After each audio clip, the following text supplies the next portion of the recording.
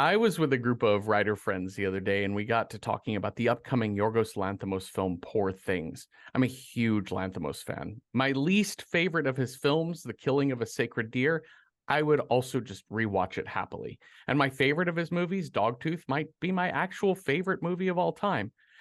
I don't recommend Lanthimos to everyone because he has a very peculiar style and approach. He's dark, strange, sad, funny, and none of those are really separate. They're like all of those things at the same time consistently throughout his movies. Anyway, I think of Lanthimos as someone I can talk about with my arty friends who see weird arty movies and like to fanboy over arty artists. And so I'm in my group of writer friends, and I mentioned that I'm excited to see Poor Things, and also that I've been plowing through his older films online as well. He's incredible. And one after one, my arty friends just kind of said nothing that exciting about my favorite arty artist. One of them said, I didn't make it through Dogtooth, but I really loved The Favorite. Another said, his stuff just never appealed to me. And another said, he really hates his audience. I know that much. And I was like, no, you haven't really given him a fair shake. Sit with me and watch these films, and then you'll understand. You will know the joy and fulfillment of a Yorgos Lanthimos joint if you just give yourself fully over to my taste, to my way of seeing things. Because how can any of you be writers if you don't love Yorgos Lanthimos? I mean, hell, how can any of us be friends, really? I hate being part of a fan base sometimes because it fries my brain this way. If I see someone with a Houston Rockets hat, I know they're a bad person to their soul. If someone tells me that they just never really got playwright Will Eno or that Bertolt Brecht is boring, it like upsets me. Fandom clouds my brain, and I forget that we all have our own separate tastes that somewhat overlap. And that's why I love doing this show, because it puts me back into thinking of shining lights, of roses and thorns. I say all of this to you now so that you understand that I understand, dear listeners, that sometimes I won't like something you absolutely love. I might go at it a little hard. I might even make fun of it a little bit, but I effort to never criticize those who do love it. So brace yourselves. Beyond the pilot episode of season 1 of Buffy the Vampire Slayer, I have never seen a single other episode until now. And that episode, Hush, season 4, episode 10, is often held up as not only one of the best episodes of this series, but also one of the more standalone episodes that anyone just coming in fresh can watch. And now, a person who knows nearly nothing about Buffy is watching this prized episode. Did I like it? Can we still be friends? Hi, Cecil. Hi, Jeffrey. What's the deepest into any fandom you've ever gone? I mean, making a horror movie podcast is pretty dang deep. It is deep, but I don't consider us like fanboying a bunch. I guess, I don't know. I guess there Listen, are a few people. I looked up the Goblins Demons band Oh, tour. Unfortunately, I could not go. It was not playing anywhere near me. Oh no. Should we go to Goblin Con this year? Oh my God. I would love that. Fandom. What is a fandom?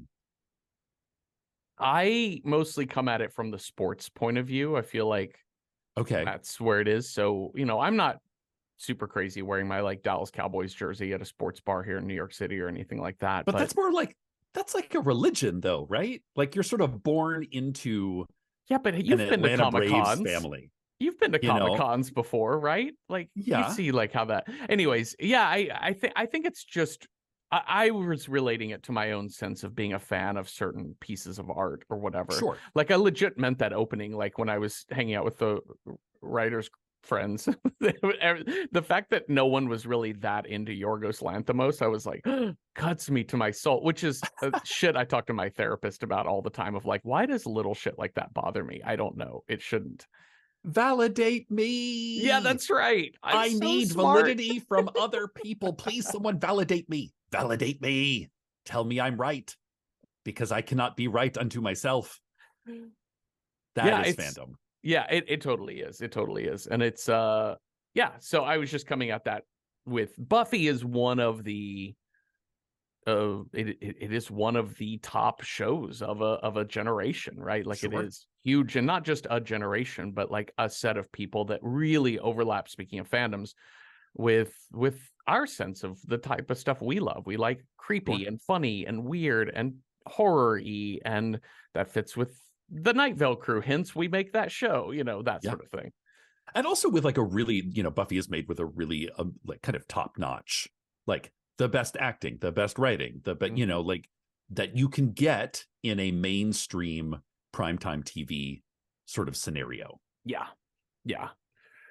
Well, spoiler alert, I enjoyed this episode quite a bit.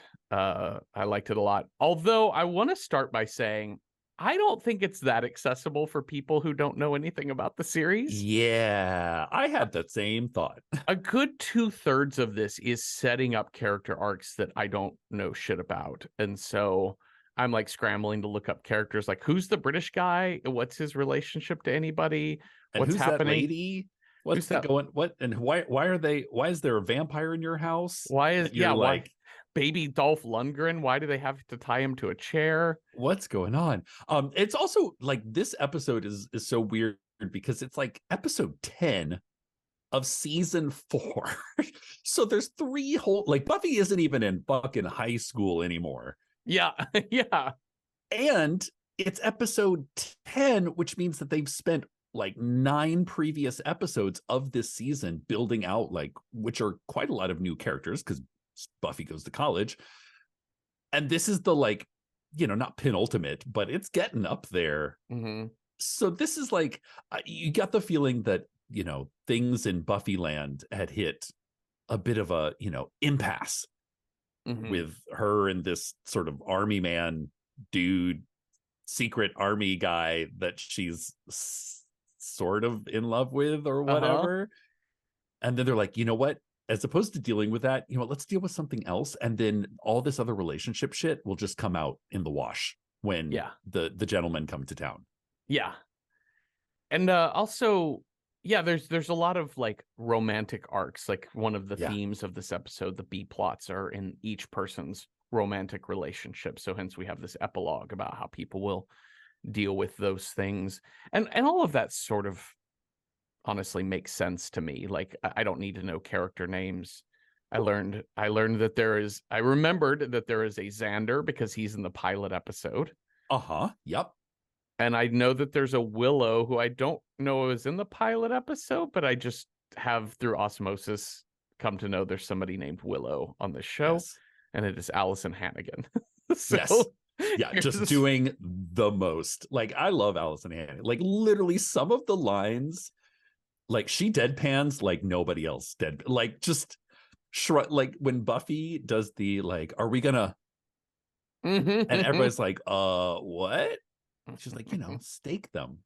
Allison Hannigan's doing the hand up and down gesture. Yeah. Allison Hannigan's reaction is priceless and is literally a textbook in how to act in comedy.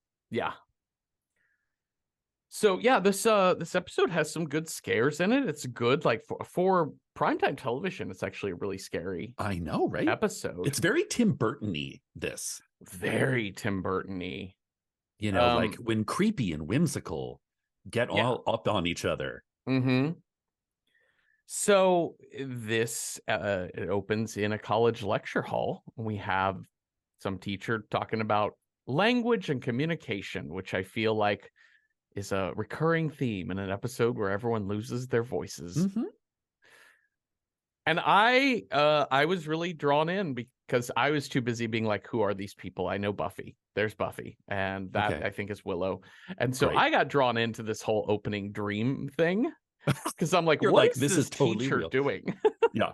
This is the weirdest lecture I've ever been to. They're like, okay, now you lay down in front of everybody and make out with this hot TA.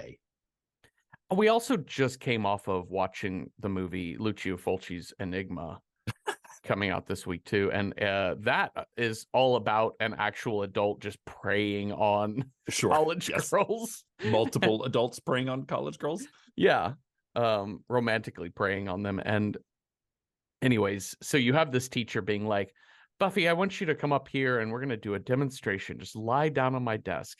Now, Riley, be gentle. And he like goes up and just starts making out with her in front of the class. Pretty standard college stuff, I think. Yep. And then suddenly the classroom is empty.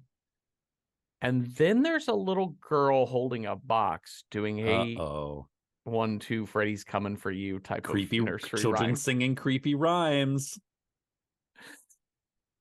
And then the snap out of the dream is when Riley puts his hand on her shoulder. When she turns around, it is not Riley, it is one of the Skeletor gentlemen. And then boom, we're back. Oh, it's all a dream. Okay, it's all a dream. Woo! Thank God. Willow's like, oh, you fell asleep in class, and she just, you missed the best part. She just essentially laid out everything we need to know for the final in these last 20 minutes. Oh, Willow. LOL. Oh, Your Willow. dry humor. But don't. So we've obviously got Riley and Buffy have some sexual tension. Will they, won't they? Yeah. Is this an ongoing plot that comes up that they're dating for a while after this? Well, I think it's like they Buffy gets to college, she falls in love with her new TA. She's the vampire slayer. He works in an underground basement military installation killing monsters. Okay. Classic. Okay, I figured it was essentially it's like essentially they do the same. I think this is the awkwardness, is that they're like pheromonally attracted to each other, but they've never actually talked. And when they do try to talk, that's why we have the whole like, I have to go petroleum. Yeah, I gotta go petroleum. That's right. Yeah, it's the ticket. See? Yeah, that's it. Because I'm Buffy the vampire. Buffy the petroleum slayer. Okay. So but they do the same job. They don't want to tell each other what they do because it's kind of top secret for both of them, I would assume. That Buffy can't go around being like, I'm a vampire slayer. That's my ID. Yeah, that's right. Okay. I closed the Hellmouth a season ago or something. Okay, great. I don't fucking remember. So I guess Buffy calls a British guy who I learned his name Giles. Giles. Who is Murray Head of who sang One Night in Bangkok. Wait, that's Murray Head? That's I Murray didn't Head, recognize dude. Murray Head. Yeah, Holy shit. He had like a long musical theater acting career in London, and then they actually get him to sing on the show. Awesome. Because there's, besides this one, I thought when we're going to choose a Buffy episode, I thought it would be the musical episode in which somebody casts a fucking spell, or I don't remember, but everyone expresses themselves through song. That's what funny. I thought we were going for. But this one is definitely more scary. Yeah. We as we mentioned in our previous shorts episode, we got to these by just randomly drawing from a list of suggested short films or single one-off episodes of horror TV shows to review. So I don't remember exactly how many, but there are like 5 or 6 different Buffy episodes suggested, and this one ended up getting pulled up in the draw. So no, I think this is a great choice because it is, despite all this, setup, this really, like, the big bad of this episode is pretty standalone. They're like, it has nothing to do with vampires or whatever overarching plot. So it is kind of nice to sort of drop in. You just have to sit through a lot of relationship bullshit to get there. Well, Judas, Giles, Murray Head, is he's doing some research on this nursery rhyme that Buffy remembers from her dream, and he's trying to figure out there's a group called the Gentlemen, and they need 7 something, and something about if you'll die screaming, but you can't be heard as part of this rhyme. Chickens. As well. He needs 7 chickens. 7 chickens. It's my special 7 chicken stew pot stew recipe. I'm mostly gonna skip some of these subplots. Like there's something about Xander and his girlfriend are fighting, but they're like sexually charged. Yeah. They're supposed to be looking after Spike. That's the name of the blondie vampire. Yes. Who is like bad for like 2 seasons, but then kind of became good. And now is like living with Giles. So the idea is that they've got to, it's a little bit like let the right one vampire. In. Like I just got to get you some, get you some blood so you're not out killing people. We'll just regulate your blood intake in a more humane way. Yeah. Perfect. And he's got like a mug of blood in the fridge, which is very funny. Also, there is this conversation about he was asking about the Weetabix because he likes to mix it into the blood, which is very funny because it's disgusting. Okay.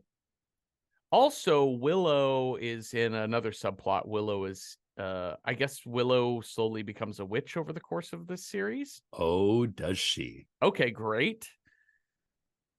She's in a Wicca group, not even a witch circle. And it's essentially, I do want to talk about this scene because I love this because if you've been in any college group or a theater company, this is the most 90s. Like, it cuts to like, somebody in charge with a clipboard being like, "We call upon you, mother of darkness, opener of doors, eater of souls." Now, who wants to do a bake sale? Bake sale? Everybody loves a bake sale. And it's all like, I mean, this came out in 1999 because I had to do a time check on this. And this, oh my God, this really just took me right back to college because this shit was what was ubiquitous when I was in undergrad. Like, it was like the night that Buffy was on, Thursday night or Wednesday night or whatever the fuck it was, all activity on the girls' floors stopped. And many of the boys' floors stopped to watch Buffy. That's interesting. The show started in 97? No, 96 or 97.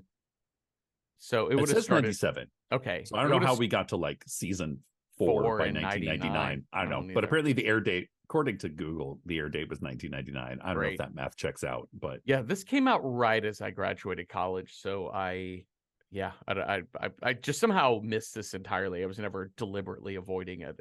I missed it. But this scene of the Wicca group, actually, I was having flashbacks to being in the Neo-Futurists because it's a group of artists that get together, and then you end up in long conversations about administrative bullshit and who's going to be doing this and who can organize the search for interns and who can do this. And somebody will just be like, "Yo, why don't we just make art?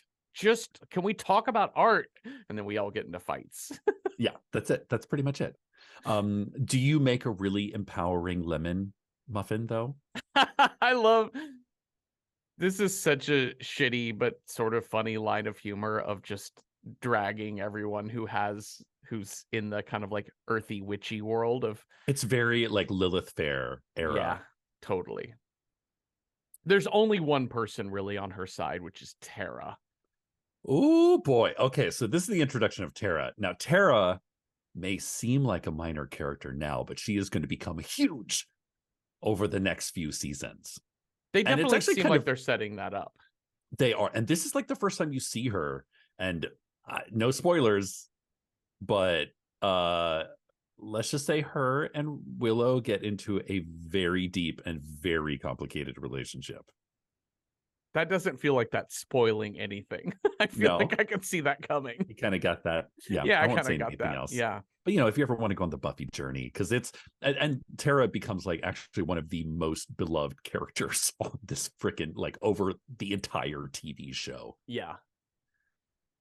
So later, Willow and Buffy are talking. There's Willow's complaining about this Wicca group that just doesn't do shit and doesn't even. They want to make muffins, not spells. Yeah. And then she has the line, "Every girl with a henna tattoo and a spice rack thinks she's a witch." Oh, girl. Just wait till the year 2000. This, I mean, I know this show was created by Joss Whedon, but I absolutely knew this episode had to have been written by Joss Whedon in watching it. Okay. So, we've also got, so now 1 a.m. I think that's everybody, right? I think that's, we have. And we have sort of have the other side of Riley, the soldier boy, talking to his friend about why he can't come clean with Buffy, because they kill monsters every night. And, what sorority girl, what normal college woman would want to go out with the guy who kills monsters? Yeah. That's there, also they have like super secret clearance level buried beneath a college, I guess. Yeah. So 1 a.m. At the clock tower, inside the clock tower, we've got creepy hand that we saw from the dream opening a box. And then all over town, everyone's sleeping and little wisps start coming out of their mouth. Whispers coming out of their mouth. Ooh, like little smoke clouds flying through the air and all the way to the clock tower and into the box.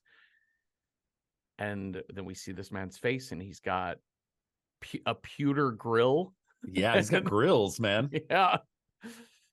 And then next morning, no one can talk. All of their voices have been taken. And I love the slow burn of the realization of this. It's very funny. So like Buffy just gets up and she goes to the bathroom and she sees somebody crying. It's kind of unusual, but she, just kind of keeps on doing her thing. And, she wakes up and she goes back into her roommate Willow, and she says, "Good morning," but nothing comes out. And this conversation between the two of them is so fucking pitch perfect. Because it's uncanny. What the fuck would you do? And they're like, "Am I deaf? Am I not? I'm not. I can hear things, but I can't make any sound." Yeah, it's really great. And then Xander tries to call them because he's having this problem too. But then you can't. It's so stupid. Dummy. But it's funny because obviously nobody can answer the phone. Nobody can hear who's calling, whatever. Also, over at Riley's secret military base, he and his friend get in an elevator that requires voice recognition. They know is voice recognized. Oh my God. So it's like now treating you as hostile invader. Gas starts filling the elevator. Gas you to death. But somehow they put in some override codes, something happens. Like you do. One of the scenes I really like here is, there's a lot of shots of the town and seeing how everything's kind of crumbling. Like people are just lighting fires and oil cans in the street and shit like this. But there's this Willow and Buffy are walking through the town, and there are two very distinct people there. One is the apocalypse preacher with the Revelations 15 sign, and the other is the price gouger. The guy who's selling whiteboards to communication boards for $10. Yeah, which is that's already a lot for like a tiny whiteboard now, let alone $19.99. Right? Okay, sorry, I just got to the part in my notes. Oh, it's Giles. I must have just learned his name at this point. Giles.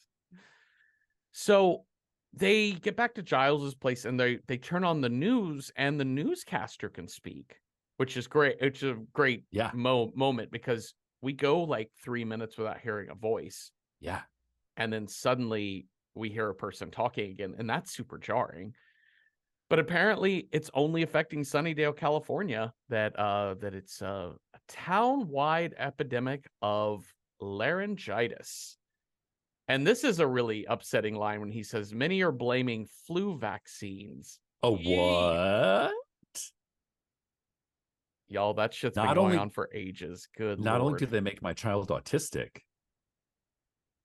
but they also give you spectral laryngitis. Yep. Localized spectral laryngitis. So the military people are out helping police the streets, which seems like a really, really bad idea because I don't think the military can enforce martial law without. But they're doing it in plain clothes. It's like putting plainclothes cops out on the street. It is. I just clocked that. Whereas in like, I don't know that it's a good idea that you send the American military into a public space to keep order. So that's all. Listen, Riley does nothing but good things, so everything's fine. If the dictator is super nice, no need to complain about this benevolent governmental dictator. structure. But in the process of running into Riley, who's breaking up like two civilians who are trying to get into a fist fight on the street, he and Buffy see each other, and they, without saying a word, because they don't have to lie to each other now. I know. They don't have to pretend they have something else going on. They can just kiss, and it's romantic and sweet.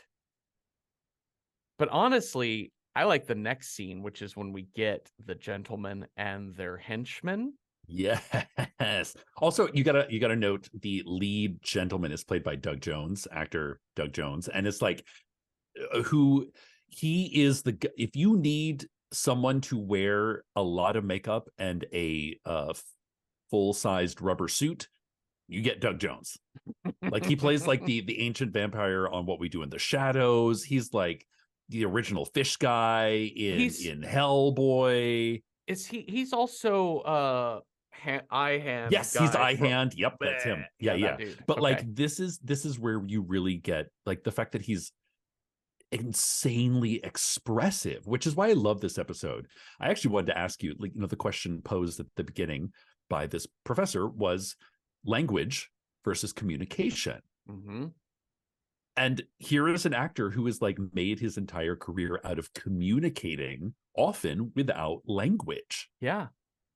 And listen, like at least a third of the laughs from this episode come from fucking Doug Jones. It's amazing. I love the way that they move, because they just glide about a foot off the ground, and just, it's so stylish. It's very fabulous. They're so scary looking, but at the same time, such fabulous boys, they're Yes. gentlemen. Yes. When they succeed in, getting their first heart, they all applaud him, but like with golf claps, like they're the masters. Right? And like, yes, thank you. He's like, thank you. I shouldn't, but yes, thank you. It's very British. Effete, very high society, aristocratic. Yeah, the aristocrats. That's a different episode of Buffy. Oh, great.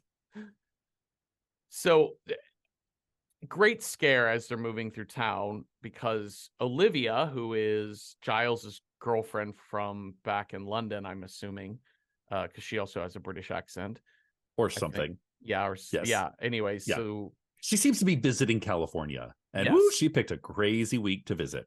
Tough week, man.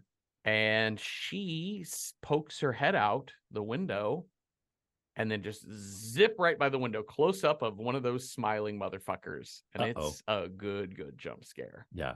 I love it when the terror, like this sort of conceit that like the gentlemen are able to run riot over the city because no one can scream. So no one can, there's no warning. There's no helping.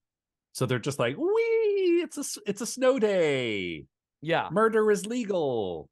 All rules are canceled.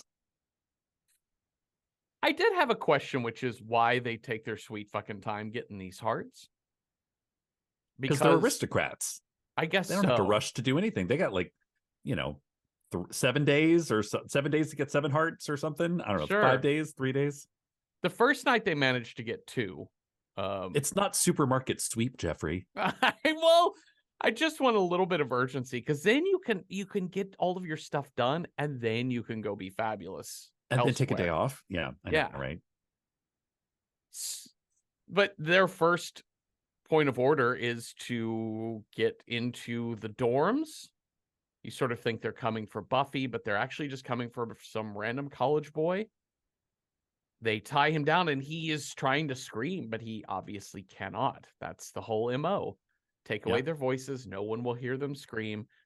And we see the Skeletor pulls out a scalpel and is gonna cut him open. It doesn't show any of this, but just the implications is pretty creepy, because you know what he's doing. Ad break. These are on Hulu, so the ads are in the correct spot, I think.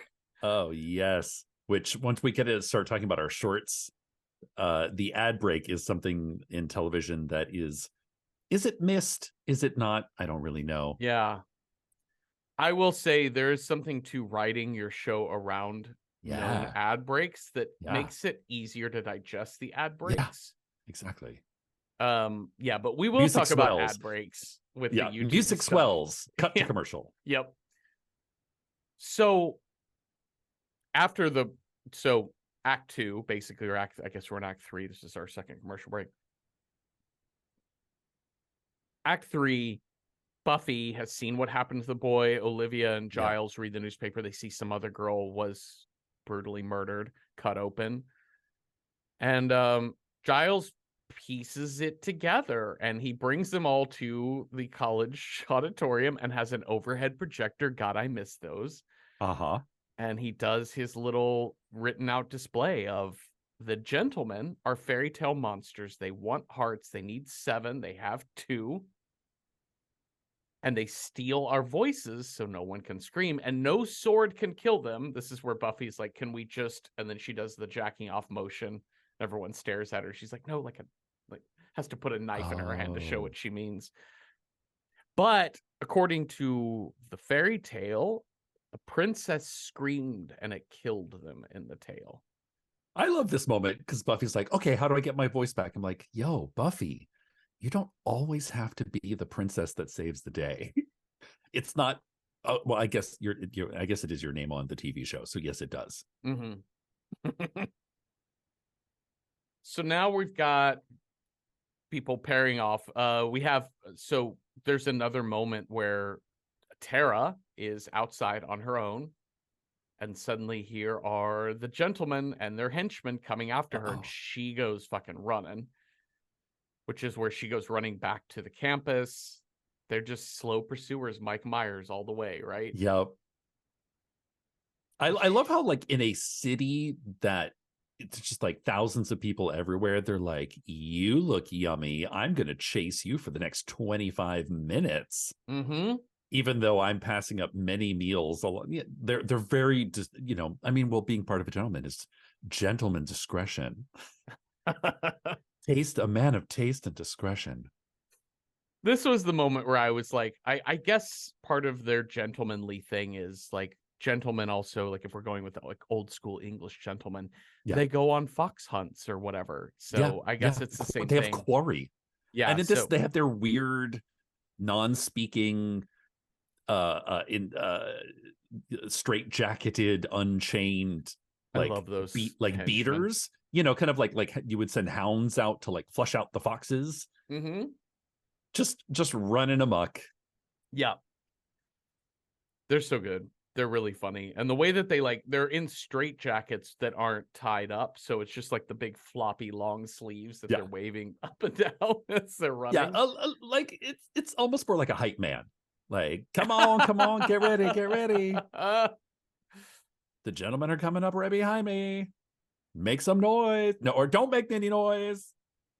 And while Tara and Willow manage to get into the laundry room and hide, Tara notices Willow is trying to move the Coke machine with her mind to block the door. And Tara puts her hand, fingers interlaced, into Willow's, and together they both move it with their minds. And thus begins this relationship. Oh my goodness. They're going to kiss later. That's great. I was going to ask that. Hopefully. Yes, they are. Okay, good. I wasn't sure where television was at in the early aughts. No, it's like, yeah, this was like, honestly, like one of the more intriguing relationships on Buffy is Tara and Willow. Nice. So that's great. They work well together. Good job. Yes. Very powerful. Very powerful. So powerful together. Uh-oh. So now Buffy is out in the world and she's getting attacked by henchmen, but she's just kicking the shit out of them. Just judo, whap, chop, whap, whap, chop, chop, chop. And Riley is also at the clock tower and he is busting up some people too. And then the two of them, like, back to back, fighting them off. And at the last second, they're the last two standing and they both turn. She's got her crossbow and he's got his assault rifle pointed at her.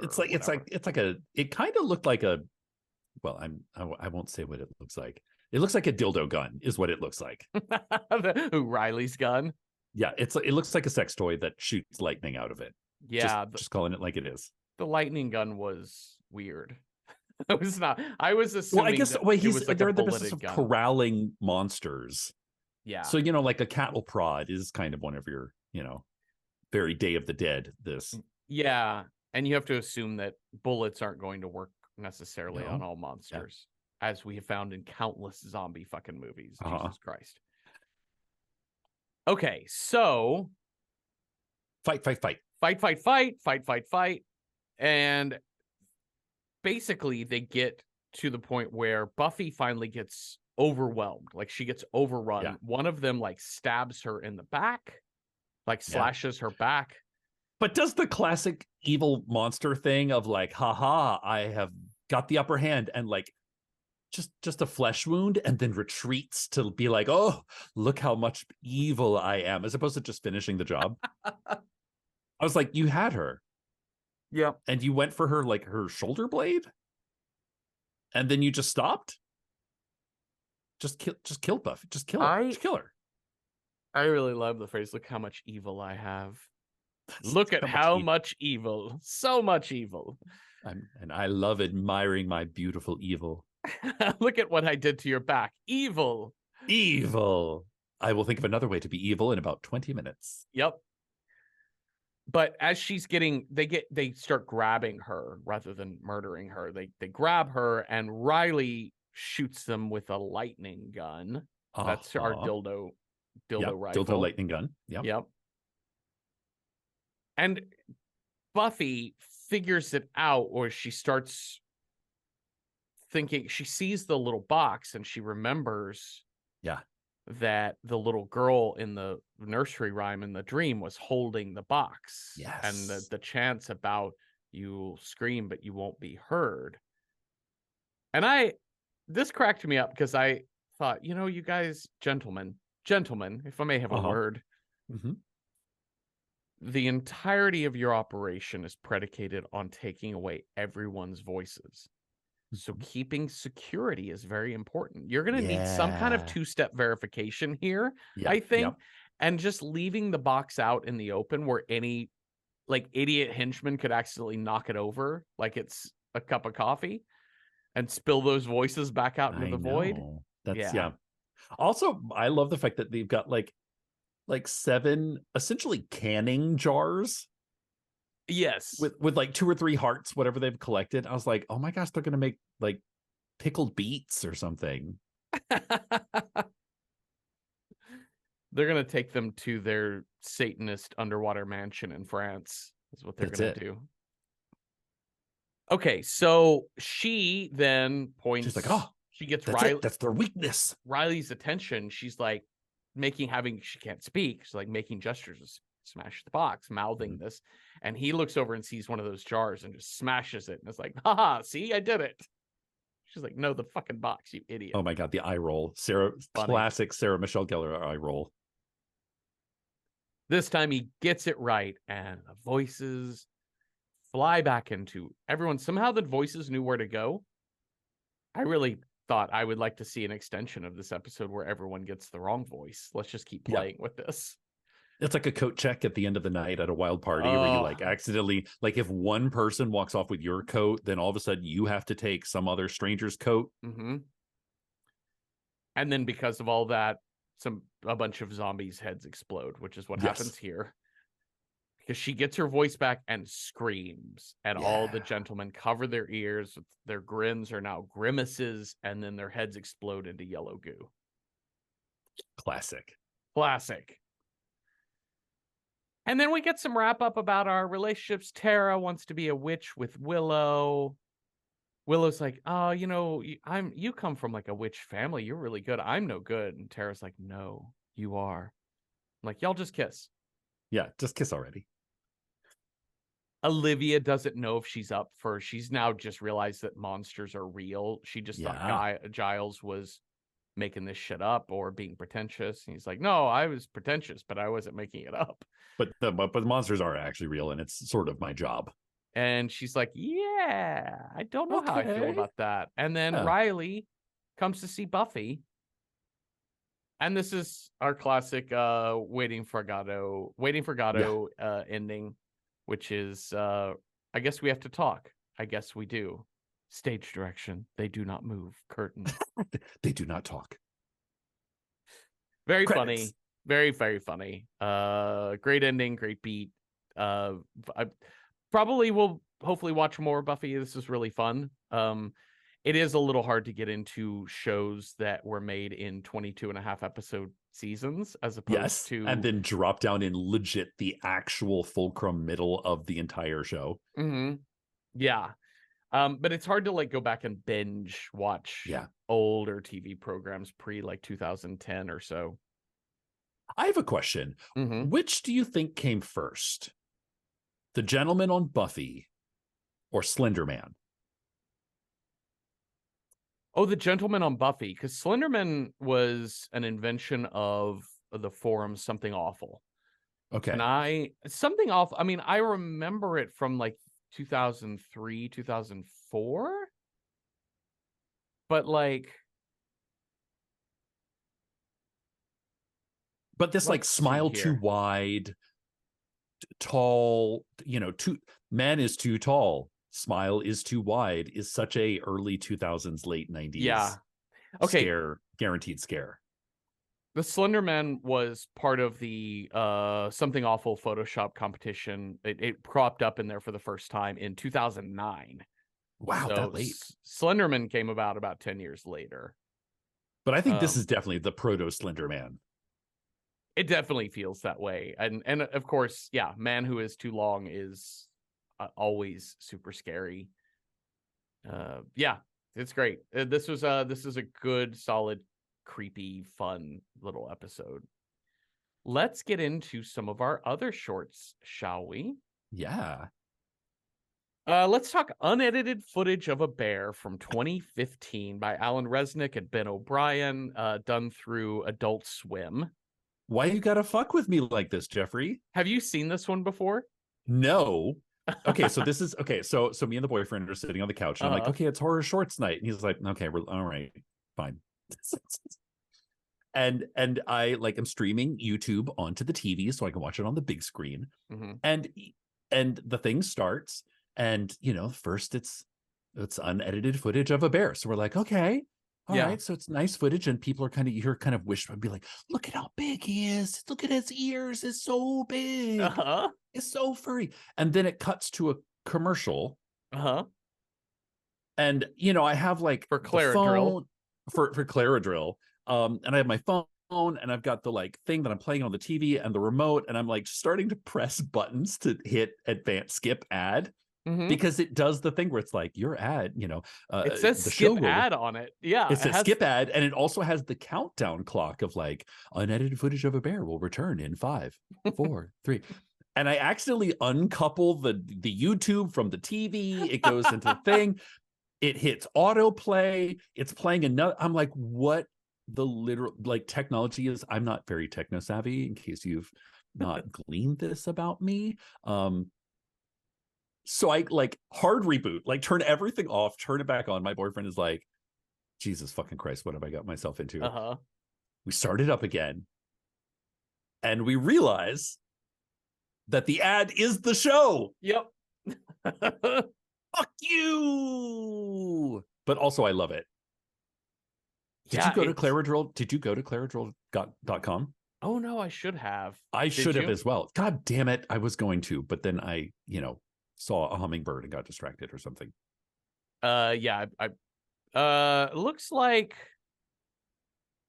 the website, unless I'm spelling it wrong, I'm spelling it how I have it in my notes, but it looks like that website's not up anymore. Ah, nuts.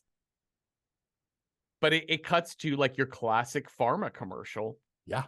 Which is a mom in a yellow sweater and a black and white striped shirt, which is important for later reasons. For later? She's with her kids, and she's coughing and sneezing, and the sky is filled with dark clouds, and she says, sometimes being a mom is like having to be in 2 places at once. Is it? And then mom. And she's like, this is where I put my foot down and take back my day, and everything goes into like super saturated colors, sunshine. Yeah. So I think a classic joke structure I've done this for Night Vale a few times. It's old as pharmaceuticals, which is where you do the fast talking. Yes. Here are all the symptoms, and you just put the craziest shit into not symptoms, but the side effects. Yeah.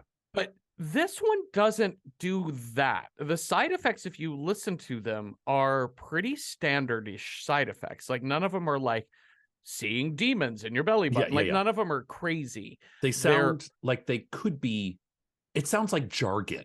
It's very jargony, but the wording is so careful because first, before they even get to the side effects, they say Claradrill targets where you're most vulnerable. It acts immediately and lasts indefinitely. Okay. And if you're talking about targets my allergies where I'm vulnerable, I know, right? You're acts like, huh? immediately and indefinitely. That's good. But targets where you are most vulnerable. So it's little things like that. And it's the relentlessness of the relentlessness of the side effects is what's great. Sorry. Oh yeah, like it just keeps going. For the one that stuck out for me was reflexive memory. Oh God. I was like, is that a term? Is that a real thing? What does that mean? That was the one that stuck out. I was like, wait, what is reflexive memory? Is that an actual thing? Does that mean like you're having a memory that you didn't know you had before? Or yeah, I would interpret it as a memory of a memory of itself. Like it's an Ouroboros, right? It's just a memory of a memory. Yeah, it's just a term, but not the memory itself. Tail. Yeah. But that was when I was like, okay, here we go. So she's driving through the suburbs. Another thing I love here too is she's like left the perimeter, right? Because as she's going through this long tailing suburban drive where all the houses look the same, the voice doing the side effects listing, the ad jargon guy voice is fading. Mm-hmm. It's as if she's left the proper location. She's not in the right place anymore. And she finds her way into the suburbs. Slow motion, she drives past a house where there is a crime scene. There is a dead body in a bag on the driveway. There is a police officer sobbing on the curb while his comrade is like patting him on the back. There is a madman handcuffed and losing his mind. And then a bunch of men in black suits and earpieces just standing around. And they're like pulling what looked to be like saran wrapped pheasants, or like it's just like large obscure objects wrapped in plastic wrap out of the house as if it's evidence. But some of them have like red liquid in them. Some of them are like the size of like taxidermy. Now also like, and another, before she even gets to the crime scene, man, she's doing the drill. She's on that, like you start to see into her van, and it's just nothing but empty boxes of Claradrill. Yes. And she's like, like doing the like nasal spray thing, like rifling through. And that's when she sort of like starts to exit the, I was like, ooh, she tripping on drill. She's suburban mom doing the drill. Listen, she gets a lot done, okay? Ask your doctor if he's holding. That's right. Yeah. And there's also just like empty plastic water bottles all in the back seat of her minivan too. Yeah. Okay. Also, a couple other things, or one other thing that's happening during all of this. At the bottom of the screen, the fine print continues throughout this this like 11-minute long film. The fine print, CR ad in Tables and Chairs magazine. I love it. That cracked me up. As someone who just moved, I would actually really love a copy of Tables and Chairs. Do you need a copy of Tables and Chairs? I have some more furniture I need. So, also Donna is calling, like her cell phone is ringing incessantly, and you can see the name Donna, and she's not answering the phone. But as she's driving, she notices something in the road, and it is yellow. And she stops, goes backwards, looks, and it is her sweater that she's wearing. But it's all dirty. And like the phone's ringing, and like the open door is beeping. It's essentially like, it is the most anxiety inducing. Like the manipulation of sound in this is top notch. Mm-hmm.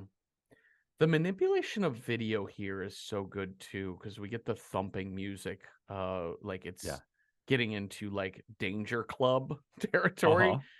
And we're not there. Oh my God. She looks down the street, and who does she see? But herself, paused in mid-motion, in a pose that's like, it's dancery. Like it's modern dance to me, right? Yeah. It is like, it's fascinating. Yeah, like and this doppelganger is like looking up to the sky, like almost like choose your fighter, fight, Yeah. kind of ready to be activated. But sure enough, that fighter does activate, and it does this thing where it like does the motion capture where it like focuses on the face and keeps like using like, I'm sure some sort of, you know, computer CGI something, like keeps the face mid-screen, and so everything else is bouncing, so like you just see this doppelganger just like run full force at you. Jeffrey, Terrifying. should we kill our doubles? I've heard that somewhere. I feel like we should. Where have I heard that? I've heard that phrase before. I think there's an episode of Twin Peaks. Oh, was it? Okay, great. I don't know. Probably not. Buddha, right? Sure. Buddhist. Yeah. No, that's kill your ego, isn't it? Kill the self. I don't know. Yeah, something. I don't know. Forget all this shit. Yeah, it's and like I've said it on this podcast for one of my favorite and scariest scares is the doppelganger. Yeah. And seeing yourself run at you that violently, horrifying. Well, seeing anyone run at you totally is just that. But the scariest thing about the doppelganger is that there can be only one. Yeah. It's why, like, in every, you know, like for years and years, the whole, like, if you, all the time travel shenanigans, the like, if you go back in time and if you see yourself, you're instantly going to die, or, you know, because we know that there can only, you are a special snowflake, and no snowflakes are alike until there's another one. And then you have to fight. And then the snowflakes have to kill each other. That's right. Yeah. Well, this double, Mom 2, comes after her, chases her through the driver's side door of the van, out the passenger side door. I want to credit the fight choreography in this too, because this is very real looking fighting. Yeah. Like if you've seen an actual fight between two, a fist fight on the street, in front of a bar, whatever, this is what this shit looks like. Yeah. Like it's not, I punch, you block. Punch. No. It's like, this is not Kung Fu Masters. It's like, it's sloppy and messy and dirty, you know, like it's and but doppelganger gets original mom on the ground and just kicks the living shit out of her, and then walks to the minivan with the keys, struts to the minivan, and then backs it up and drives her ass over. Pathump. Eep. This is where we see our dad in Tables and Chairs magazine. Okay. Mom is now crawling at night. Yeah. Yeah. It's like Mom, we kind of wake up. We're like, oh, Mom's not dead. She's not dead. She's in the road, very crippled. This is very Christine's World type of pose she's in. Yeah. Dragging her legs behind her. And Christina's World, right? Not Christina's. Yeah, I think Christina's World. And she gets to the house where she sees the minivan parked in the circle driveway, and but not even parked, just like rolled up onto the lawn. Like this is I got major Twin Peaks Laura Palmer here. I got like, this is very David Lynch influenced as it descends into this hell world. Totally. Yeah, absolutely. Light, like the lighting, the sound, a lot of it. Yeah. And, Lynch plays with doubles a lot in Twin Peaks, Mulholland Drive, and a lot of his work, actually. Yeah. It's also about the horrors buried beneath the white picket fence suburban exterior, which is exactly this. Yes. Do you feel like you need to be in two places at once? Well, you are. Well, then we get... What is this style of music? Is this punk? Post-punk? This is my sermon song with the kids running through the house with this like a really hardcore song playing. Yeah. And like not quite Rammstein, but like up there, but like punk-ish, but metal-ish. Aggressive. It's aggressive. And there's new mom, or Mom 2, chasing the kids, playing with the kids, but she has crazy look on her face. And the kids go from, Mom's playing with us, new toys, to they're hiding in their rooms from her, and she is peering at them through the outside window into their rooms. Eep. Eep. Also, mom is like taking a marker and just like free scribbling over all of their pictures. Except the one of the cheerleader girl. Except the one of the cheerleader girl, which you're like, okay, apparently that jog. But it's also simultaneously cutting back to one of the moms, probably mom, maybe mom 2. And it's almost as if mom 2 is having fantasies about what a good mother she would be. I'm going to bring my kids lots of presents and we're going to have lots of fun times. But then it kind of cuts back to a much more like realistic looking, tired woman. Just, and her phone's ringing and like just ringing. So it's almost like this inner fantasy of like, you know, I'm going to get to this new universe and I'm going to be the best guy. Essentially, this is the plot of, you know, fucking Doctor Strange, the Scarlet Witch. Yeah, like, I'm going to get to a new universe and I'm going to kill the me that exists there, and then I'm going to be the best goddamn mom. Yeah, but mom 2 is a little unhinged. Like, the scariest shot for me is like the kids like open the closet door and mom is just like sitting in the closet with her like upper torso covered by clothing. Yes. Children, run. Run away. Horrifying. Run away. And also the warnings at the bottom are now coming much too fast that you can read them, which is such a tantalizing thing of like, here's some text. There it goes. Things like, if you have symptoms to Claradrill, continue taking Claradrill to relieve the symptoms that you are getting from Claradrill. This, to me, I'm so glad we got to watch this. I'm so glad this got recommended to us, because this to me is like my lane of horror. Like this is the type of stuff I've always loved, where in that comedy and horror blending so well together and still not feeling light. Yeah, you know, I loved our Buffy episode. I really have enjoyed the horror comedies like Tucker and Dale versus Evil that we watched for, you know, stuff like that. Those are so much fun. Final Girls. Yeah. But there's something about this where it's still hitting pretty hard at the horror of, I mean, it's 2015. We're at like the heart of the opioid crisis, right? Like this is the conversations around this. Yeah. So rather than just make fun of pharmaceutical ads for having ridiculous side effects, right. It actually just sort of targets the way in which pharmaceuticals have taken over suburban life. Yeah. And the way it affects their users, the way it affects the kids, and the way it affects the viewer themselves, right? Like not fully understanding what even to make of this industry. You throw so many words at somebody in terms and conditions that they're just like, you know what? I'm not even reading this anymore. Yeah. Well, I mean, in my case, these are things that you would, as if you're like me, you immediately hit skip, next ad, skip ad. Like, it is something you must suffer through. And that's the brilliance of it, is that the bulk of this short is the thing that you would gladly skip through. Yeah. But you're forced to watch it like a fucking Clockwork Orange. Yep. The other component of this that is really pushing all of the correct buttons in my brain is the movement, the gestures. Oh yeah.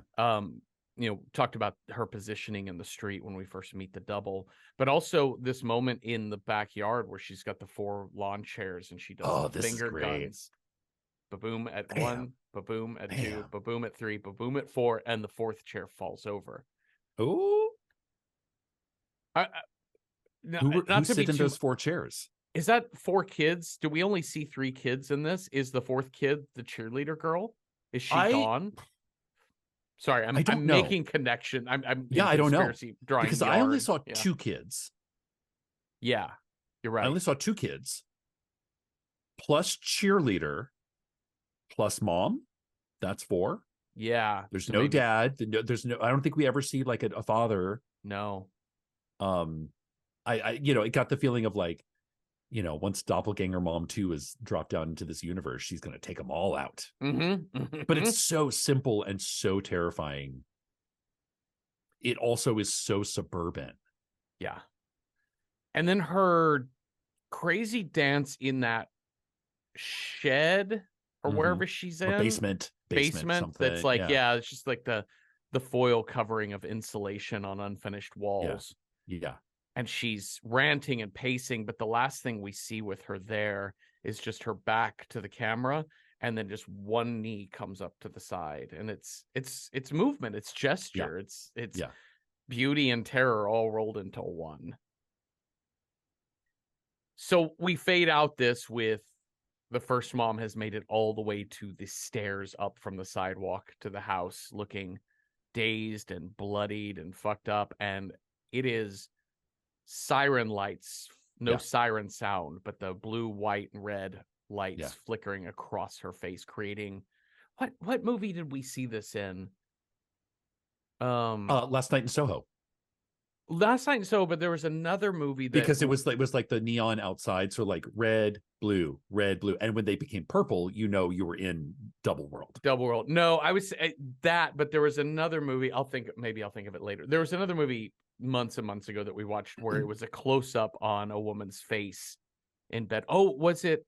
No, wasn't that long ago. It was Beau is Afraid. Oh, mother and her son in the bed, and then the light is flashing two different colors, and it changes the shape of her face entirely just because of the light. And that's what's happening here too, which is really cool. And she's muttering, "I don't have a gun. I don't have a gun." Digital static. The end. And it cuts back to the bear. We're back to the bear. Unbelievable, this fucking thing. Yeah, I remember seeing this when this came out because they had just Adult Swim, maybe only a few months earlier, had released Too Many Cooks, which I think is of course their most famous one. I don't know if it's the same two creators, but they that's Too Many Cooks is a classic of like horror comedy Adult Swim sort of bullshit. Yeah. Let's talk about our next short, Season's Greetings from 2016 by Liam Banks. All right, we've got this old man making shit in his workshop. Yeah, it's a very nice workshop. Looks much like my dad's old workshop. Really well organized with the little tiny plastic drawers full of beads and buttons and hooks and stuff. But it's unclear what Dad is making in the workshop because he is using a hammer and a paintbrush. And these two tools traditionally do not go together. Traditionally. Then we cut to redhead lady, with red hair, plaid shirt. Yeah, she's in her night jammies. Mm-hmm. It's very, she's going to bed. Take off her earrings. Mm-hmm. Gonna crawl into bed.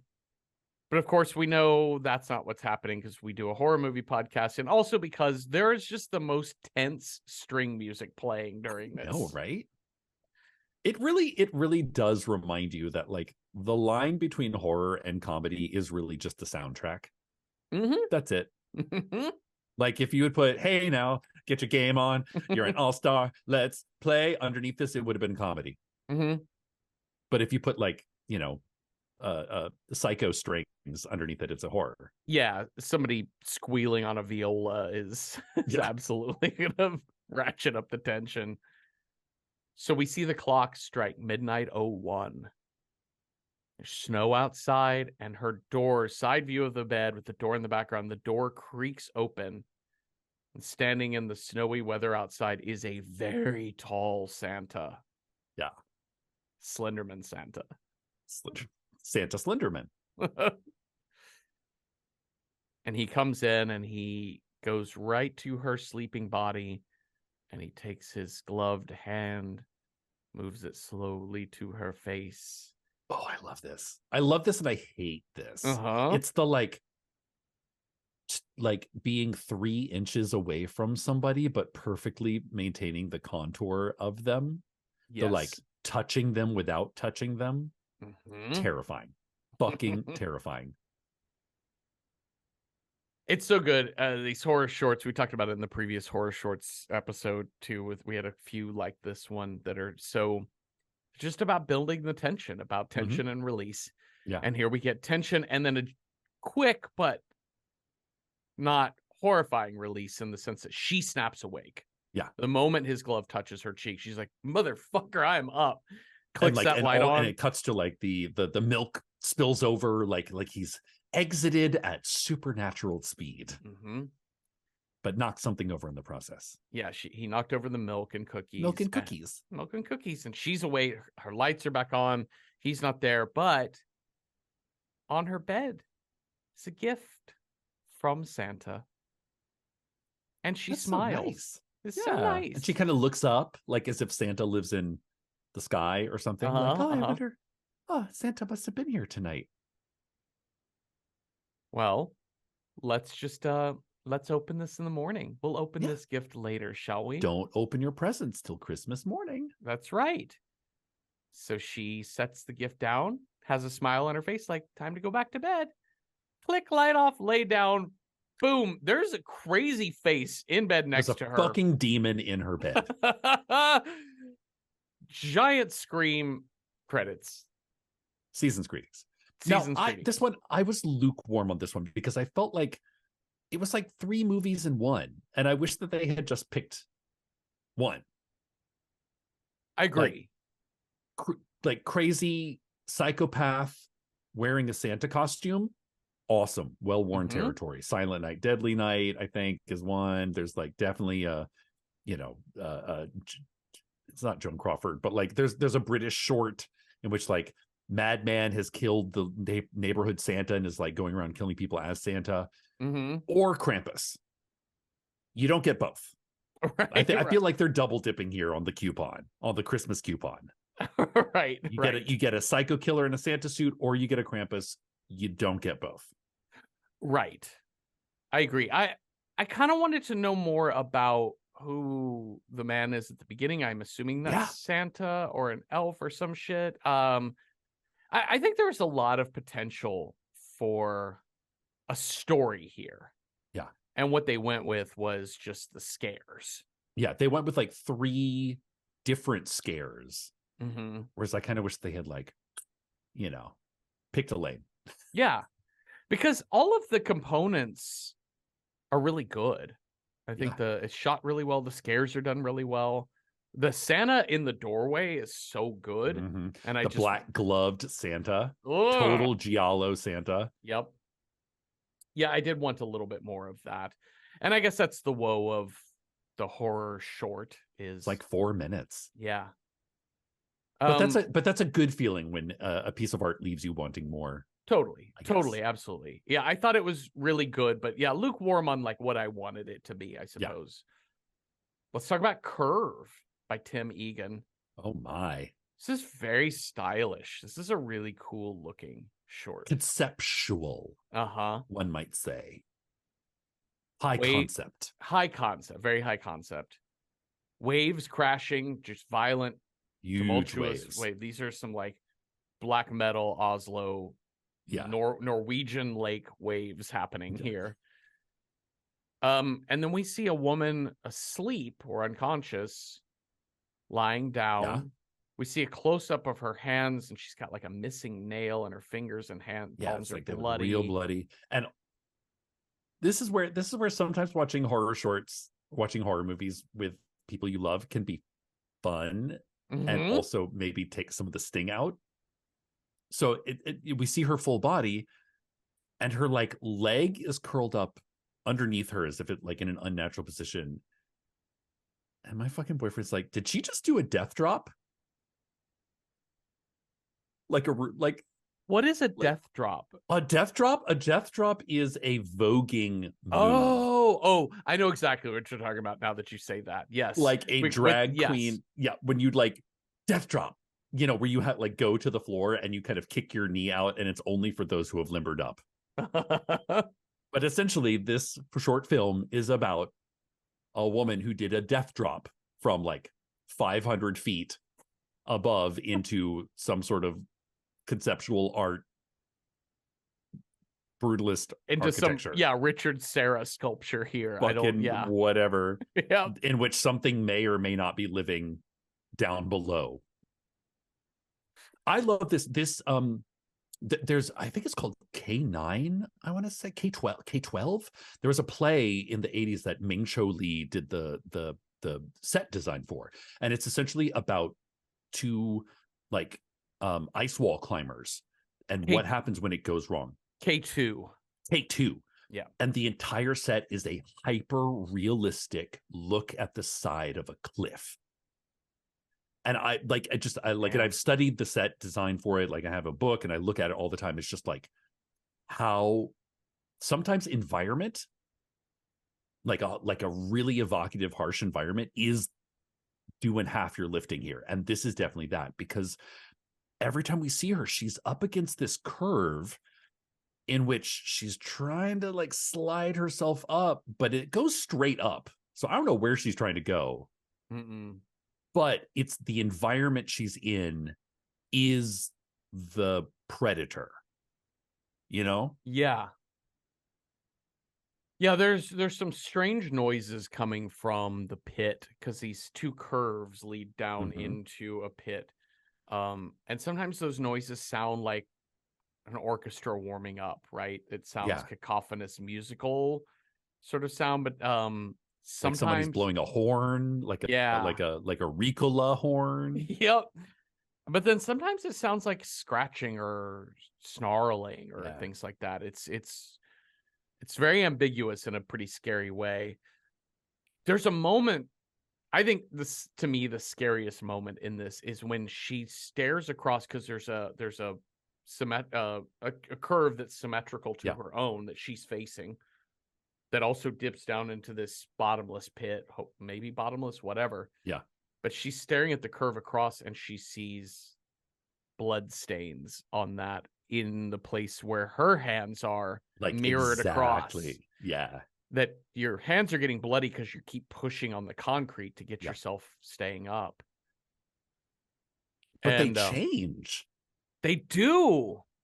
Many times it's like, first there's a couple of handprints, and then it cuts back to us, or cuts back to her, and she's like, you know, like you can tell that her foot is fucked up, her hand is, and she's like, this is a very like it like a less gratuitous torture porn Saw Hostel. You know, it's really about watching the intimacy and the intricacies of struggle, of like a physical struggle, like how much it hurts just to lift your body 2 inches.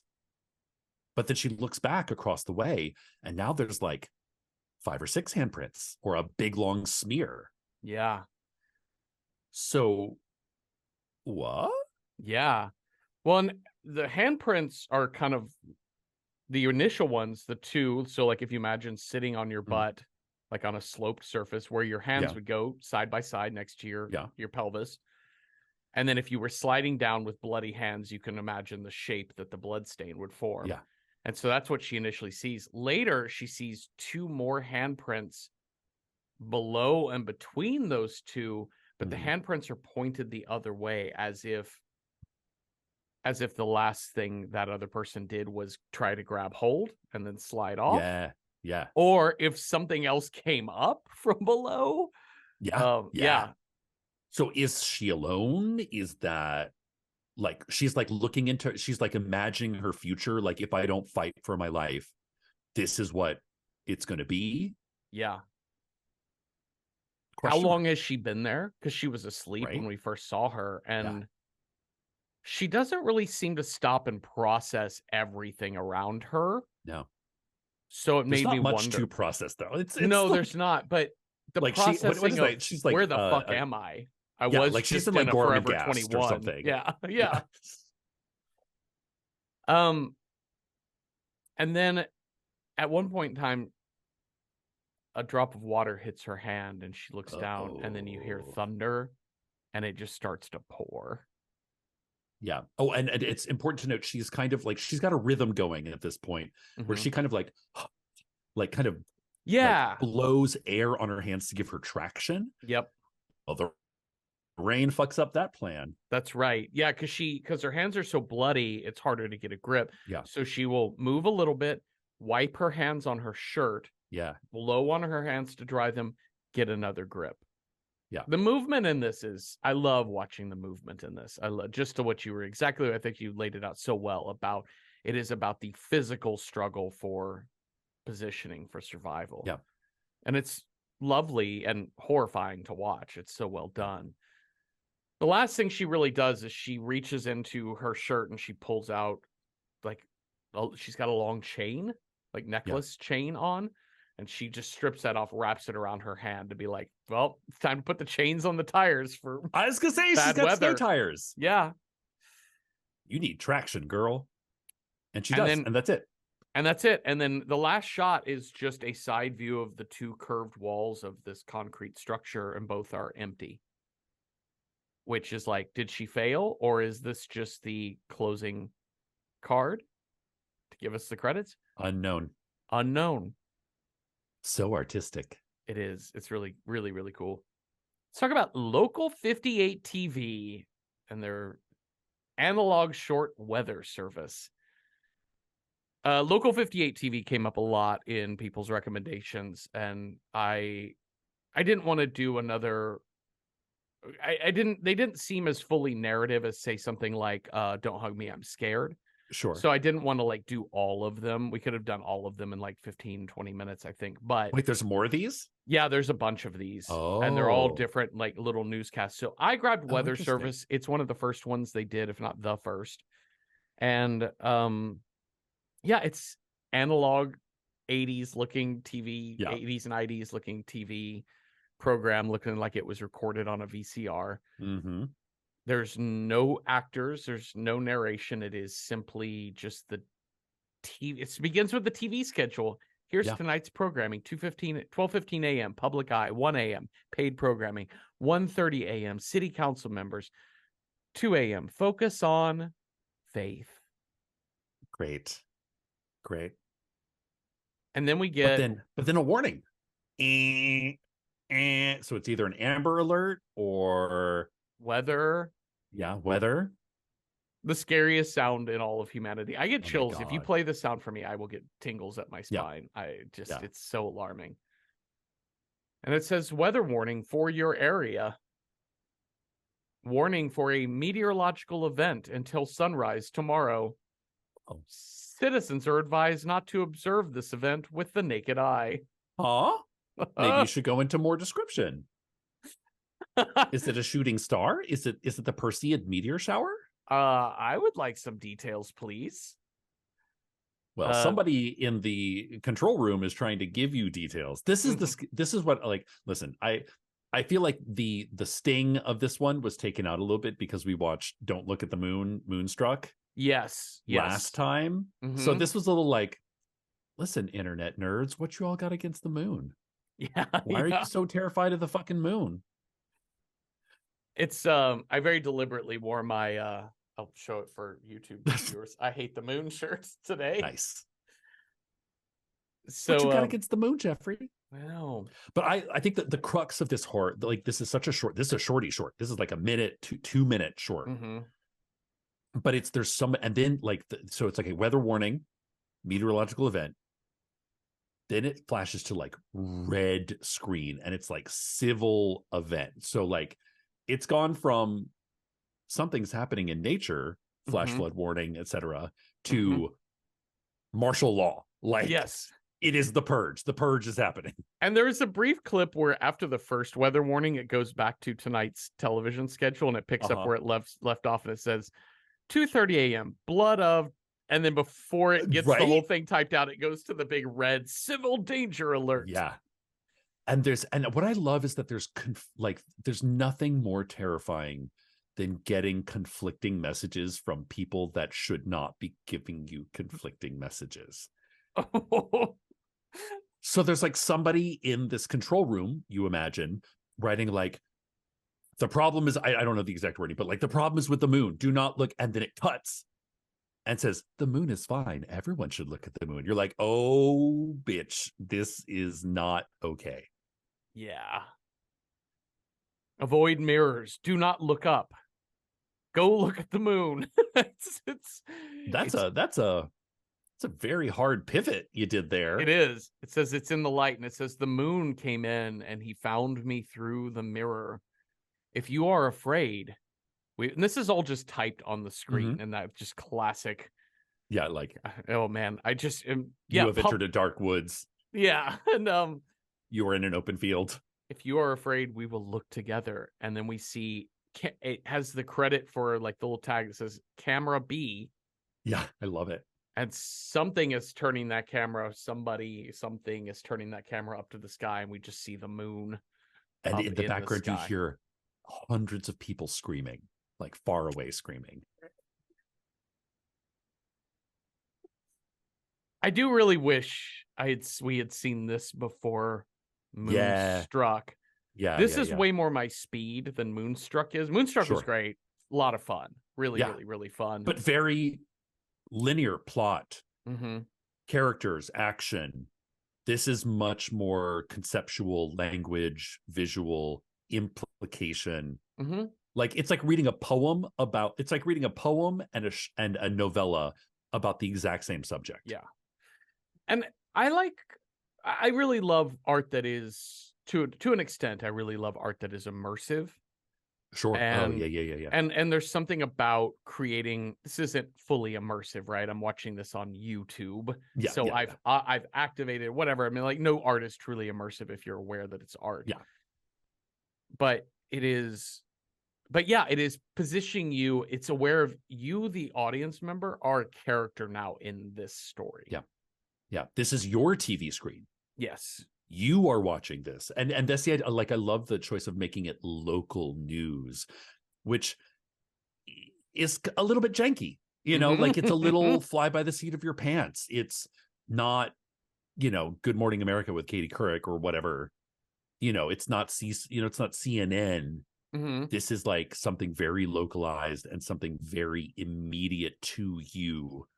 And it also evokes that feeling, which, for a lot of us, of being young when this technology was current.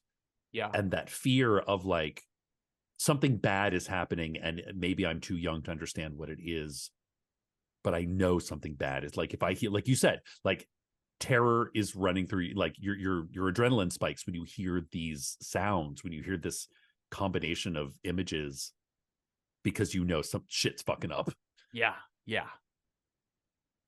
And that's where we end. Let's talk about our last horror short film, which is The Strange Thing About the Johnsons, written and directed by Ari Aster. I forgot that this one was an Ari Aster mm-hmm. until the opening shot of a boy masturbating. I was like, oh, that's right. Okay, right. back to the psychotherapist chair we go. I really struggled with this movie. I feel about it the same way I feel about Midsommar and Hereditary, which is it's incredibly done. He's very smart. He's very funny. He's really dark. And his stuff is supremely fascinating. And I hate it. And I just get so mad at it. This movie made me so mad in the way it's like it's like somebody invites you over for dinner. Uh-huh. And they're like an amazing cook. And like, maybe they're like, I don't know, they're like, Italian Americans. You're like, oh my God, okay. Like whatever they make is going to be amazing. It's going to be like their grandmother's pasta recipe. Mm-hmm. It's going to be handmade gnocchi. I don't know. This is going to be amazing. And they come over and it's like a giant aspic. Oh. And it is made impeccably. It looks amazing, but it's still a fucking aspic. Yep. And they're like, bon appetit. Yeah. Yep. Yeah, that's kind of it. Well, let's get into it. Let's talk about what choke it down. Oh God, choke back. This okay, so this young boy, and he's clearly masturbating in bed. Opening shot. Yeah, and he's masturbating while looking at a photograph. And his dad kind of barges in. And it's like, oh no, closes the door. Oh, I'm sorry, I should have knocked. Can I come in? I don't want to make this awkward. Okay, son, we need to talk about this. Everybody does what you were doing. They never say the word. They never define anything. It's all implied, or it's all talked around, which I think is much of what Ari Aster did. Ari Aster will never come to the point. He will make sure you know the point and then have his characters talk around it. But everybody does it. Everybody does it, son. It's completely natural. Do you do it, Dad? Well, a lot of people, everybody in the world, but do you do it? The most natural thing in the world, son. Questions unanswered. To obfuscate, I think that's a word. The word to like to make the to say anything but the thing that you want to say, that to put a name on it. Yeah. And the dad is passive and using a lot of, he's, saying things like all people deserve to have their boundaries respected. And, I crossed the boundary and I apologize for coming in without knocking. I will do that. And, honestly, I just didn't want to make it weird. I just wanted to have this talk. I'll leave you to it then. He exits the room and his son, Isaiah, says to his dad, Dad, I love you. And he says, I love you back. And then we cut back to the son and the picture that he had been holding to jerk off to. It is revealed and it is a photo of his dad. Uh-oh. Everybody does it. It's the most natural thing in the world. No, I just wrote no, like Darth Vader voice. Yeah. I love it. It's crazy.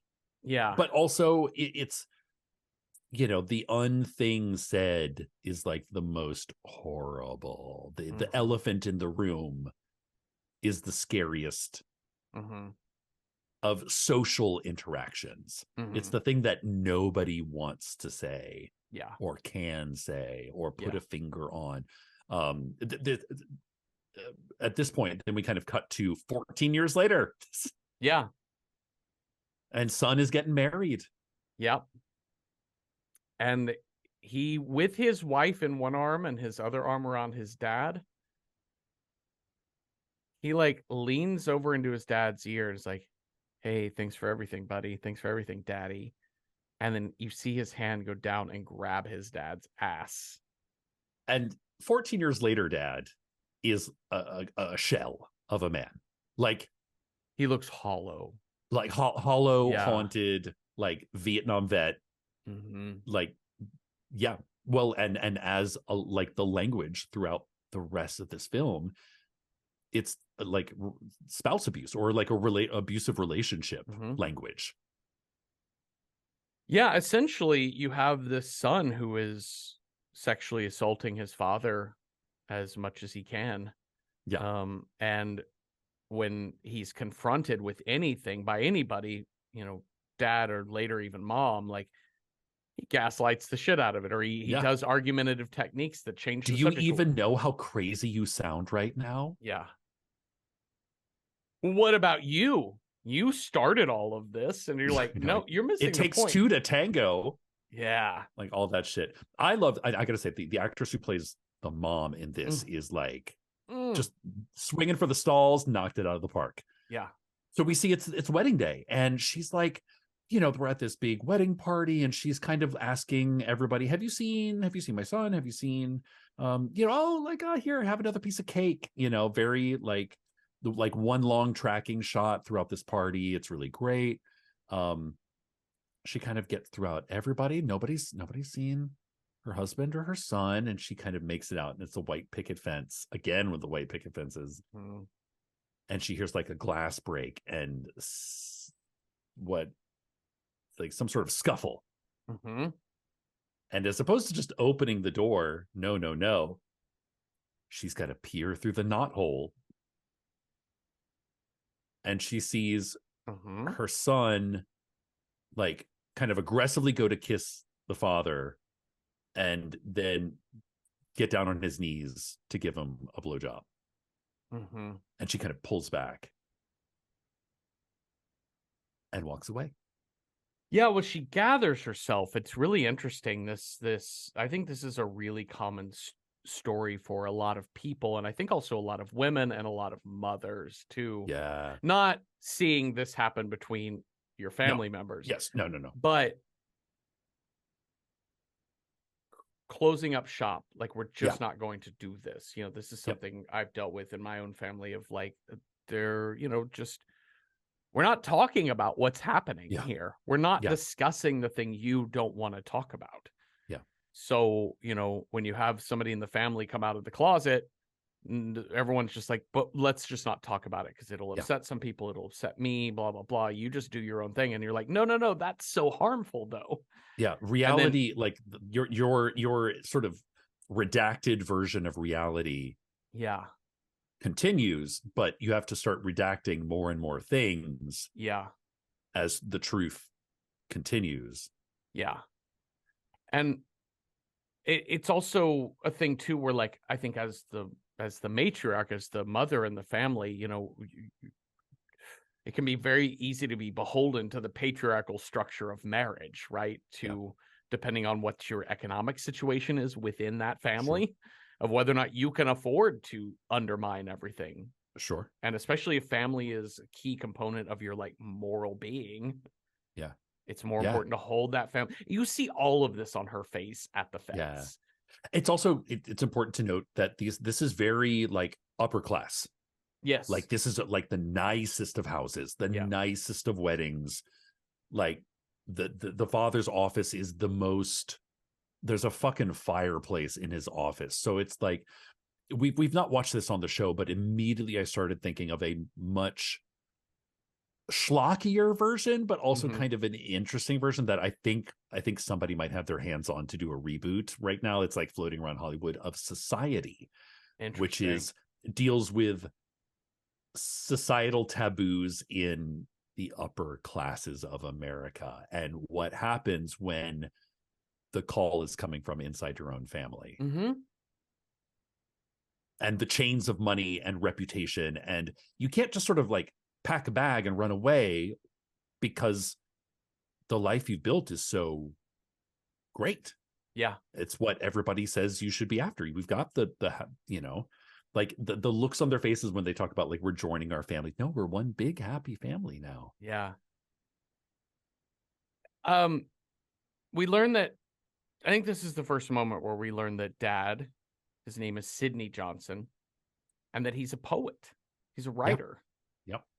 And we see a lineup of his books on the shelf, and you can see, because it has the dates of when the poems were written on and going through, there's 3 books, and you can see that they're all chronological. And they get progressively, the covers get progressively more depressing in title and in image. Yeah. So the first one is like him smiling on the cover, and the title is Ready, Set, Moi.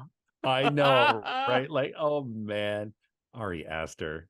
The second one is him in silhouette, and it just says How I Learned to Breathe, which is very akin to, I can't hear that, but like How I Learned to Drive, which is a play about sexual abuse from inside the family. A very good play. Yeah, very incredible. Difficult play. Paula Vogel, is that? Yeah, is that I think so. Yeah. And then the third one is Agonized Embrace, and we see his very tired, hollow, as you said, face of an older man. And it's like black background. Yes.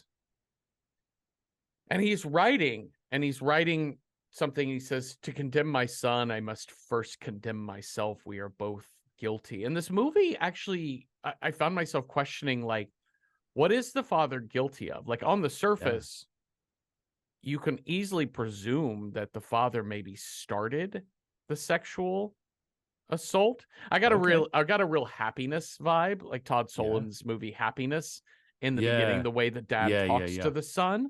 But again, at no point in time is it ever said aloud that dad did this to the son, because the other more literal interpretation, if you want to just say, I'm only going to take what is shown to me as evidence, is that the son interpreted that opening speech of masturbating to being sexually attracted to your dad is fine, because we did not say the word masturbation, which is self-pleasuring your sexual organ. Anyways. You also get the I love, you know, there's there's small cues, like when now we have like the 4, you know, with the new wife, the 4 new family members kind of sitting down, and And I love the daughter-in-law stands up and she's like, "Oh, can I help with the dishes?" And the mother says something like, I'm handling it. Oh yeah. Like, Yeah. as in, like, I can handle the dishes, but like really we're like, what else is she handling? Like, Yeah. it's under control, I think she says. Mm-hmm. It's under control. Is it? It's not. We're not talking about that meatloaf there. No. It's the cliche swept under the rug, like out of sight, out of mind. Yeah. We also see, like, in the way that sexual assault narratives are driven obviously not just by sex, but by jealousy, aggression, and power, right? And so at dinner, Isaiah notices dad and mom holding hands.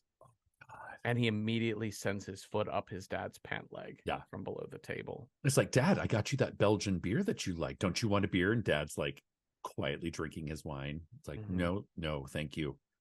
The daughter's, his new wife is like, "I'll have one." She's like, "No, those are for father." And then, oh my God, it's rough, this one, y'all. So it is rough. It is a rough watch. So Sydney, dad has now written a new manuscript called Cocoon Man.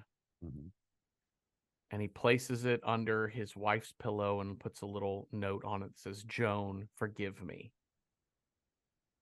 And he's got his cap on as if it's like he's going to drop this bomb and run. Yes. Just walk away. But of course, his son runs into him in the hall being like, "Hey, I need to use y'all's bathroom because this one is my wife's in that," or something, whatever. He's like, "No. He goes in there anyway. And he finds the Cocoon Man script. And he comes back and he throws it back at his dad and says, "I tell you, as a poet, I expected more eloquence. I love you, Dad, but this is hard. I'm burning this. If I see another copy, you'll get more than just a slap on the wrist." Dad deletes Cocoon Man from his hard drive. And then now it's a new year. New year, new you. Happy New Year. We're getting a lot more about, we get more scenes of like this after New Year's Eve.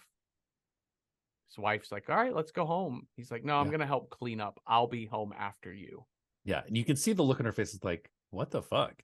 Yeah. Like, your parents threw a party. You don't, what? Let's go home. Yeah. But he sends his wife home, and then Sydney is in the bathtub listening to an inspirational tape called "For Pete's Sake, You're Worth It" by Dr. Storm Rickles. And I think the picture of the man on the cover is Ari Aster. Oh, nice. Yeah.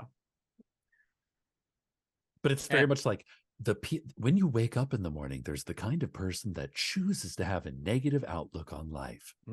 That person is closing themselves off to all the good things that can happen. So you should choose to have a positive outlook on life. And it's like, meanwhile, the son is like banging down the door to get in. It's fucking terrifying. And he does get in.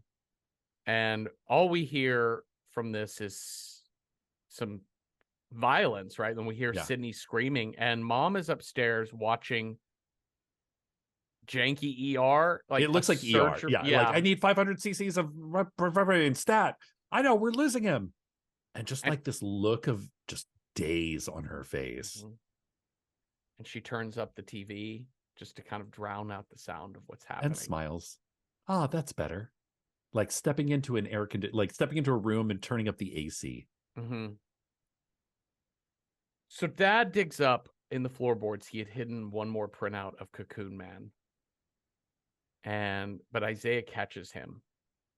He's like, "Are you asking me to get upset?" And he just starts. Oh, there's a long argument again, like playing with the abuser dynamics of Isaiah saying to him, like, "Oh, so I'm just the abusive monster and you're a sad victim, but you started it." And it's right. And we're never clear on who started what at what level. Yeah. And dad finally does what wished he would have been able to do before, which is run away and run out into the street, and he gets hit by a van and killed. By like Angel Food Cake, Angel something. Yes. I was like, okay, Ari Aster and your clever titles.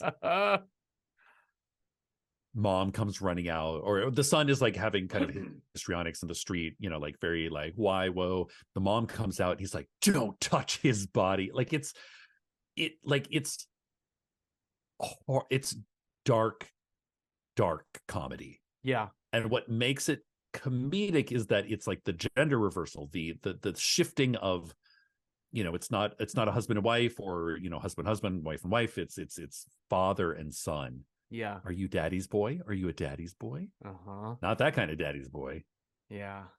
But it adds a level of it's satire. It's like, you know, like you said, like Brecht, like you can't watch it and just take it at face value, because there's like, it doesn't align one to one. Like we're not watching Gaslight here. Uh-huh. We're watching a fucked up mimic of Gaslight, and it's the mimicry that makes you go, what this is, huh? Yeah. Yeah. But taking the exact same dialogue. Yeah. At the funeral, mom is just in a total like trance state, like total daze as people offer their condolences. And she sees Isaiah upstairs putting on his dad's red Argyle vest. No. Like the most loving, you know, just like gently caressing it, remembering the good times.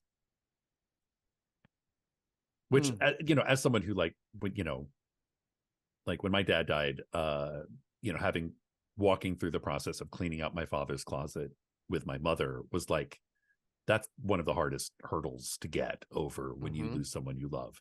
Yeah. Same here, but different. Just a little different.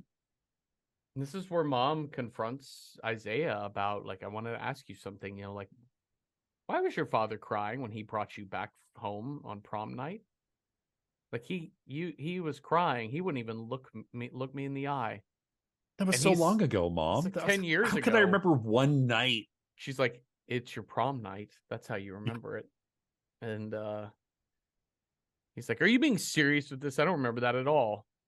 And he keeps trying this gaslighting shit on her. And then finally, she calls him a monster. Yeah. For what he says, slaps him. And then he punches her. Yeah. And we get into a full-on fight, and she has a decade plus of this boy's lifetime of rage built up in her. Right. And she stabs him with a letter opener. She stabs him with a letter opener, gets him in the fucking eye. He knocks her down to the floor near the fireplace and starts to drag her head into the burning logs. It's a fantastic horror scene, right? Yeah. Because I'm just waiting for him to show somebody's head get pressed into burning logs. Oh, yeah. Yeah. But she manages to get hold of the poker, poke it backwards into his face, and then just bludgeon the shit out of him till he's dead. Yeah. Like she fucking full on Medea's him. Yeah. And then the last shot is she tosses the manuscript into the fire, the Cocoon Man manuscript. And I was only thinking, listen, I know you don't want this story out there because it's embarrassing and it's horrifying, but also that might be your only criminal defense in this situation. Oh, that's right. Oh, I didn't even think about that. Oh, but it's fine. But but isn't that the thing? It's better to, you know, like when you've been a victim to such horrible manipulation and violence for so long, you're like, listen, I'll go to jail, tuck it up, button it up, go to jail, never speak about it again. Be like, why'd you kill your son? I plead the fifth. Yeah. Rather than have to drag 25 years of you know, like horror out into it's a choice. It is a choice. It is. All right. Well, that was our last short. Shall we rate these things? I don't know. It's hard to say. Like, you can't really rate. There's so many. It's like rating. It's like going to a buffet. Yeah, it is. There's so many things here. Honestly, I would say, if you've listened to this far, you'll know what you feel comfortable watching. You'll know which ones you might like, which ones you won't. I think it's fun. I think that Hush and I think even unedited footage of a bear are actually the more approachable of the 5 we watched. They probably go from most Curve is definitely the bloodiest. Yes. I think they go from most approachable to least approachable this episode, actually, because this last one is a tough fucking watch. It goes places. It does. Well, great. Well, this was a fun Halloween. Happy Halloween, everyone. And thank you all for listening. Thank you, Cecil, for talking with me. If you have thoughts on any of these horror shorts, let us know on Instagram at randomhorror9 or over on Patreon, where we have public discussion threads for every single episode, and you don't have to be a paying member to participate in those. And watch Lucio Fulci's Enigma with us for tomorrow's October 31st episode. And come on back next week for a new regular episode. Have a restful night with no doppelganger kicking the shit out of you on your street or nothing. Boo. Boo.